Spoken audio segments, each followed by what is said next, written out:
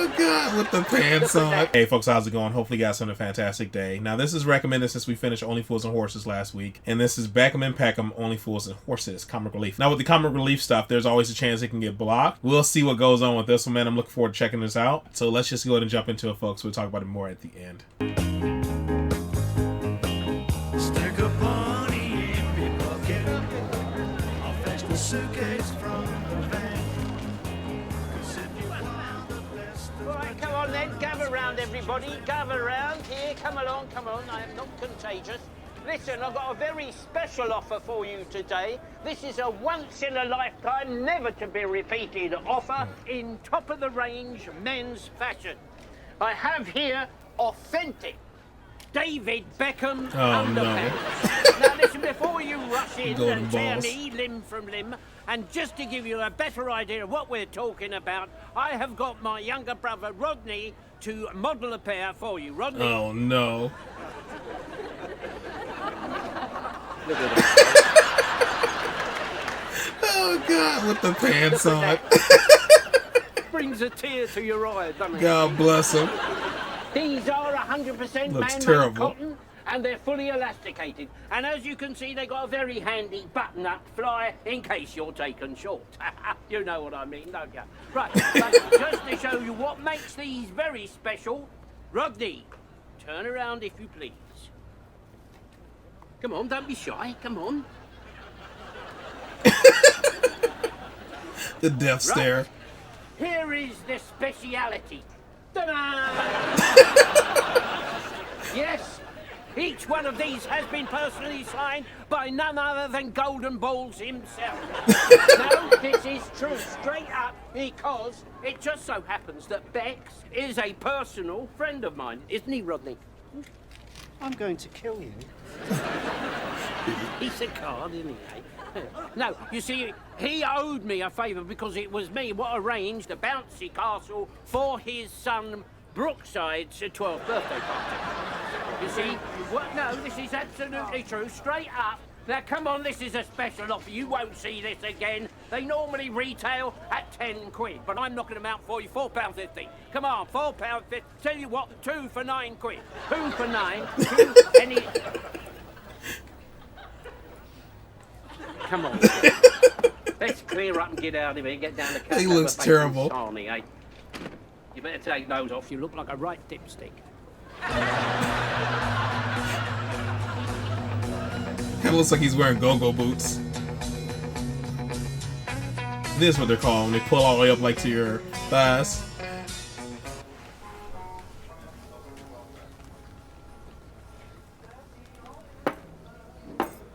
That is the last time, Del, and I mean it this time. What are you moaning about now? That is the last time I let you talk me into degrading myself all for the sake of one of your little schemes. Look, Rodney, these are hard times. We've all got to make little sacrifices here and there. All right, then. If we've all got to make sacrifices, next time you can wear them. Oh, don't be stupid. I've got a reputation to uphold. And did you at any moment think about my reputation? Yes, I did. And that's why you're wearing them. I Cold-blooded. honestly thought you changed.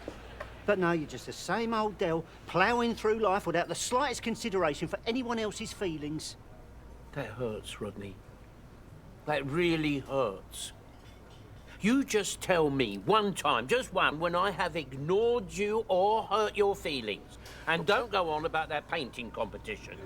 Or the Peckham pouncer. Or the time I turned the knob up on the sunbed and made your face go red. All right, then.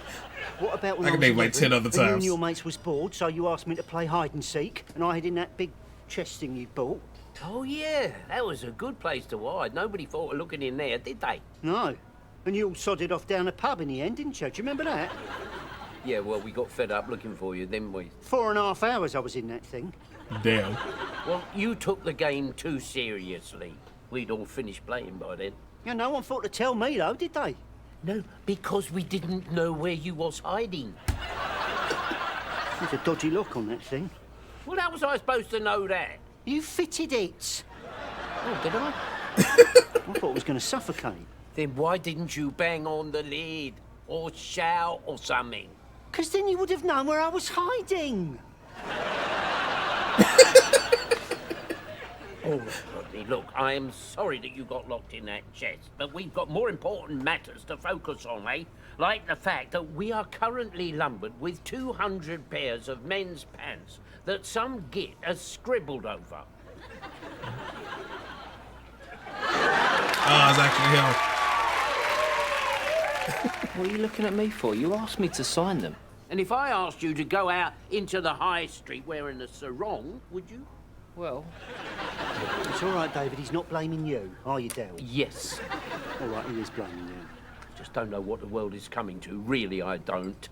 Here I am, an ex-multi-millionaire. X being the operative word. there. Yeah, and I've got you with 2 GCEs. And a footballing legend who makes Boise look like a pauper. And we can't flog a pair of pants between us. boxer briefs. What? They're boxer briefs. What are? The pants. Well, that's what I said. What is he on about? Well, I'm just glad that we're not in that dragon's den, because God knows what Alex Sugar would have made of all this. It was your idea to have Rodney model them. Oh, so it's my fault now, is it? Look, I didn't want to wear the stupid bloody things in the first place. Oh, shut up, you tart. You know, he's got a point there, Rodney. You could have shown a bit more enthusiasm. It's always been your problem, that has. In case you two hadn't noticed, I am not an underwear model. I am a middle-aged fly pitcher who drives a freewheel van, and above all else, I do not look like that. It's any old excuse with you, though, isn't it, eh? Anyway, I only suggested you do it because he wouldn't. But Del, I can't go walking around in public in just my underwear. The last time I did that, Fergie almost killed me. Anyway, why are you wearing them glasses? These? Yeah. To be honest, I thought that, you know, if I was to wear these, no one would recognise me and I could be a little bit, you know, incognitive. Yeah, good thinking. Oh no, using the wrong words. Like Del Boy. Rodders, have you That's really great. got 2 GCEs? Yeah, I've got one in maths and one in art. Oh, I love art. Yeah, it's good, isn't it? But who's your favourite artist? That's a tough one. I'd probably have to say Matisse, because I don't think anyone could get near the way he could convey intensity through the use of pure colour, you know? I mean, Matisse did for colour what Picasso did for form. How about you? I love Tony Hart. That morph cracks me up.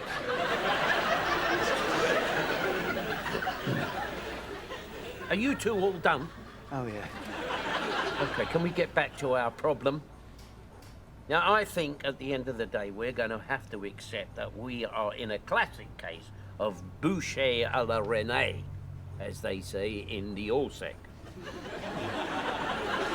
Well, why don't you get Damien to model him? He's young. Rodney, do you really expect me to ask my son to go and stand in the market out there looking like a slab of meat while people gawp at him? I mean, that kind of humiliation could scar him for the rest of his life.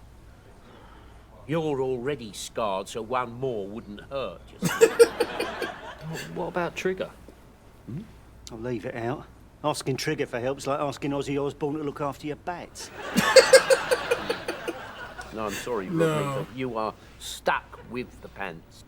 Cosmic. You see, Rodney, most people think modelling is all about standing there looking great, but it isn't. Actually, it is, but there's more to it than that. Yeah? Now, listen, Rodney. This is the horse's mouth speaking. Just remember, a good model doesn't just walk, he glides.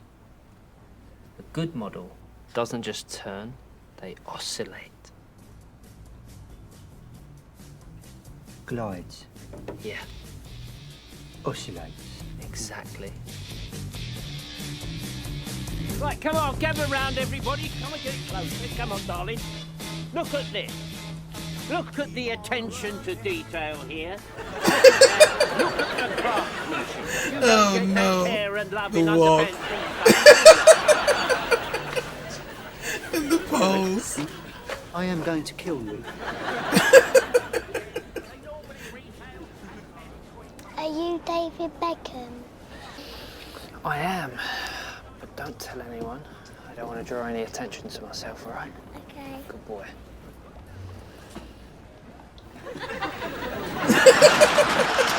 Oh, nice call back to the bar scene. Awesome. What's up, Monka? Fantastic, man. Alright, come on, let's ease clear out.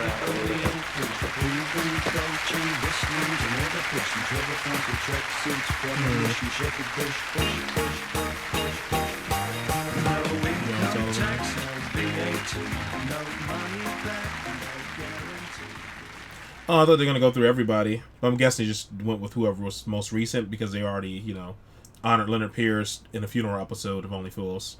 They also honored Buster in, I forgot which episode it was, the second episode of season 9, was it? I believe. They had a funeral for him in the show when they went back to that village and stuff that they thought he had a bunch of kids at.